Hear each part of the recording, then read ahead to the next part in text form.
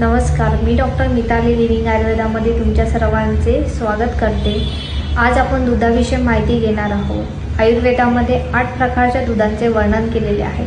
यामध्ये गाईचे, म्हशीचे, शेळीचे, मेंढीचे, हत्तीणीचे, उंटिणीचे, स्त्रीचे, गाढविणीचे असे 8 प्रकारचे वर्णन केलेले आहे।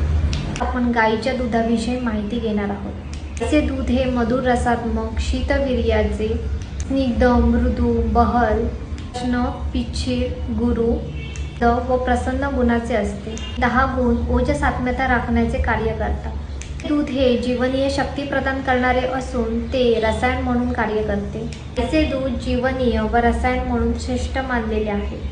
धातुशीलता व उरशत या विकारांमध्ये लाभदायी ठरते। गाईचे दूध हे बुद्धिवर्धक, बल्य, स्त्रियांचे दूध वाढविणारे व शरीरामध्ये लवकर पसरते।